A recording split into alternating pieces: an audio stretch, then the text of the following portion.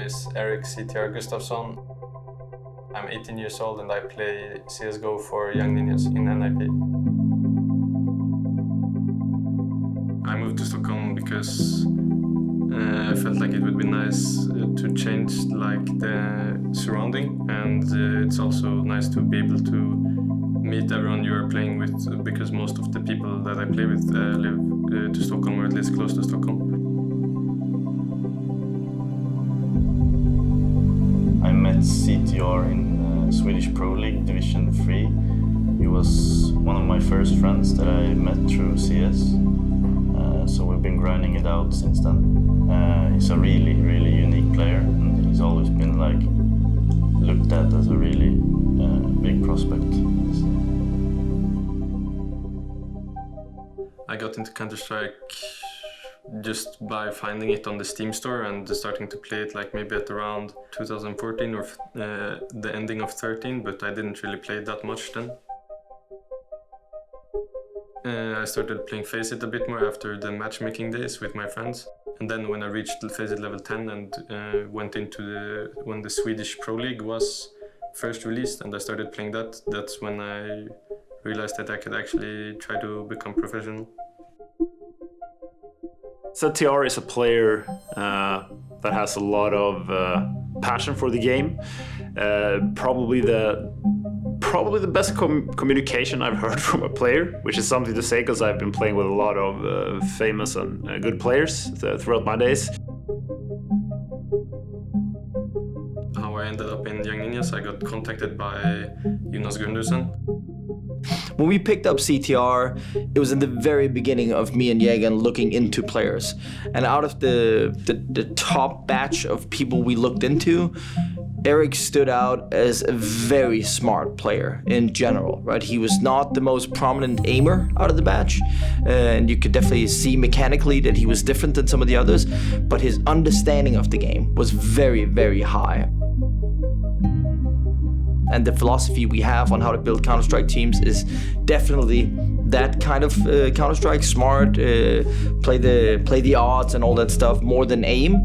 And we just thought he would be an excellent fit, even though he was very young, 16 at the time. So getting picked up to the main team of NIP was a really surreal feeling. At first I couldn't believe it myself, but I went around and it was really hard at first because I couldn't tell anyone. So it was holding in a big secret. But then when it was announced, I was just super happy and telling everyone. So when Erik came to me and told me about his promotion to the main team, I was really happy for him because I felt like we started out grinding together in a team, and then I got picked up and kind of felt like I went up a tier faster. And then later on he catched up really fast, which I knew he would, and already into the tier 1 scene. So I was really happy for him and excited to watch his games and follow him, and he was also really happy. Erik's or CTR's biggest strength is by far his communication skills. He really contributes to the team, especially in tough situations. Maybe you're on a losing streak and you still have someone who brings up the energy. He's still gonna make calls, even if he just makes a call, right? And I think that's a very important thing to have in a top team.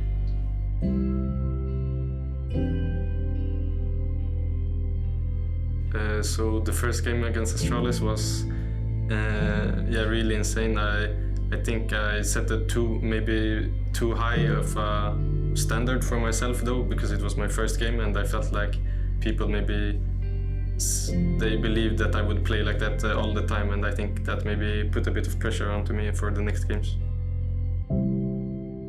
So to be honest, I just spoke to some of my friends that play as well and family, and they just gave me some inspirational or motivational things about that it's not the end of the world, etc. And yeah, just helped me through it, which I appreciate them for.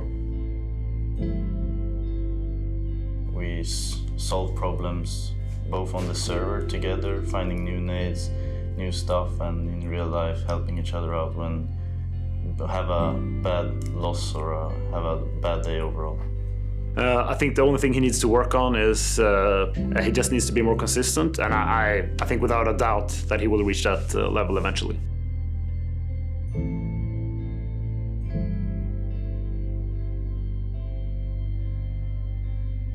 So going back to Young Ninjas, obviously I didn't feel all too good, but I had I guess you can say feeling about it, because I felt like I didn't perform the way I wanted to, and then That was just like a bump in the road.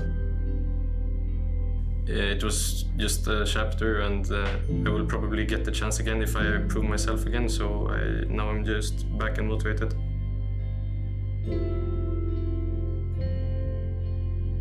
So my role right now in Young Ninjas is game leader. I feel it's really good because now when I have more power in the team, I guess you can say, I can allow myself more space and make myself more comfortable. And I feel like I've shown it as well that it's a much more better fit for me.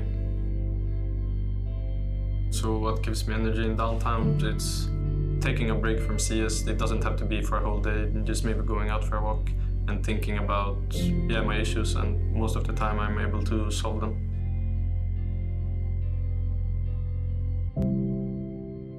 So my goals for the future is to further develop myself as an in-game leader and just an overall leader for the team, and also individually to reach the Tier 1 scene.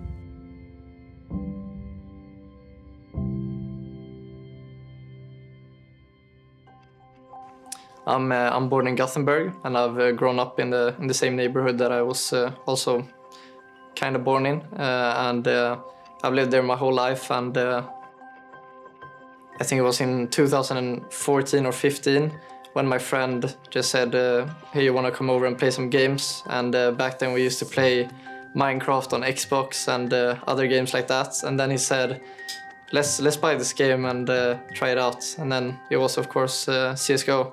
He is a very underrated quality with LNC as well, is his aim. He is very, very good at holding angles. He's a very good anchor player on some sides. We especially see that on Ancient, where I dare to say we are the best CT team in the world right now, and lots thanks to LNC and Plops can be. So yeah, he's just a great anchor player and a really hard-working player. I like the idea that you can do so many different strategies, and you can play in such a different way every game, and you can also evolve a lot and always improve yourself. So LNC is a bit later in the process. Obviously, we did some change along the way with Young Ninjas, still are doing. A lot of learning coming along. It was just continued scouting, and we had actually almost signed a different IGL at a time because obviously Eric moved up. And I just remember that we're close to doing it, and I wasn't quite convinced with the IGL.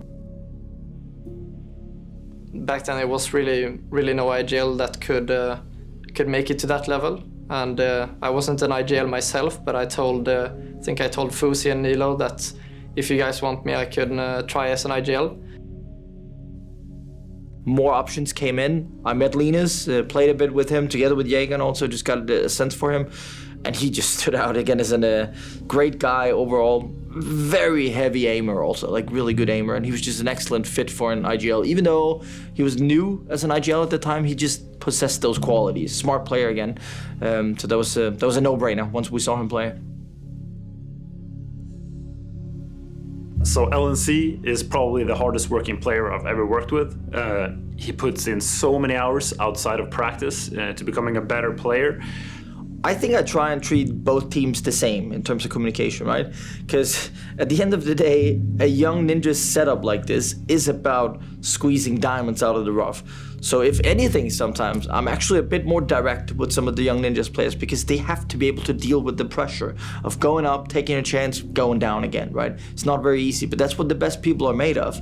So I like to say I communicate the exact same way. I think even though they're younger, you don't have to be more soft on them, because at the end of the day, what we're trying to do here is find people who are good enough at winning majors, right? And that is not easy. I felt really happy when I was brought up to the main lineup, and it was a dream of mine since a few years back, and I couldn't really believe it at first, but then when I started to feel it, I just was really happy all the time, and I got really motivated.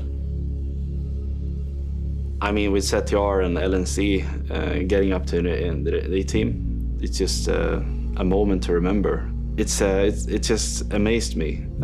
So I was so happy for them, humbled of course, like they had really worked their asses off to get where they were. So swapping LNC and CTR is obviously never easy decisions to make.